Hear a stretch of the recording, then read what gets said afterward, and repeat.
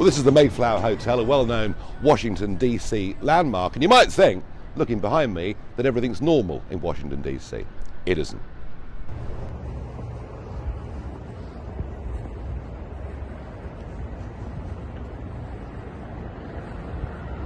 So this is Connecticut Avenue. It's the road up. We're not more than much, sort of half a mile away from the White House. And can you see what's happening here in DC? The place is being boarded up. One or two businesses have not yet been boarded up, but they will be by the end of the day. And this is right throughout the city. And this is in anticipation of real violence following the result, or even an inconclusive result, of the election on Tuesday.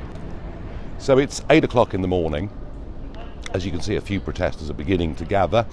I wouldn't have dared show my face down here later in the day, I can tell you. And let's just be straight about this. Why are they boarding up DC? What are they scared of? Are they scared of Trump supporters? Are they scared of some of these slightly crazy groups out in America? No. What they fear is that Trump wins, and that we get, from little groups like this, large-scale violence, looting and rioting. And I think there are two really important points that we've got to make here. If the Black Lives Matter movement was genuinely about racial equality, I don't think anybody would have a problem with it.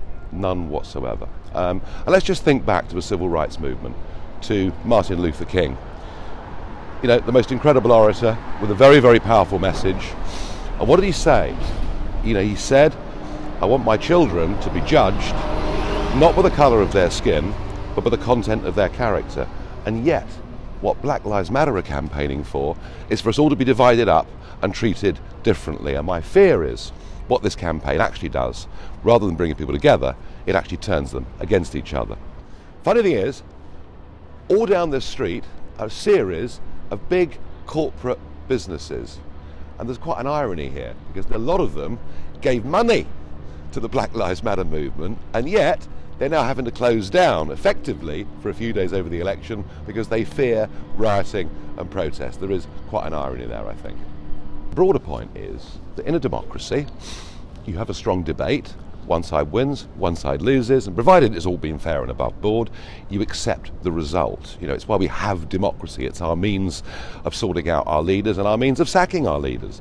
And yet, what we now have got with the new radical left is a belief that they and their views are morally superior to those on the conservative right, and they are quite prepared, if they get a result they don't like, to try and overturn it with violence. And I just feel that we need to start teaching our young people that whether you like this opinion or you like the other opinion, actually in a democracy, they're both valid points of view. And I fear we're teaching people that one side's good and one side's evil, and that's leading to much of this protest that we see. Let's hope and pray there isn't violence in DC on Tuesday night, Wednesday morning, but I think you can see from a city that is completely boarding up that something bad may well happen.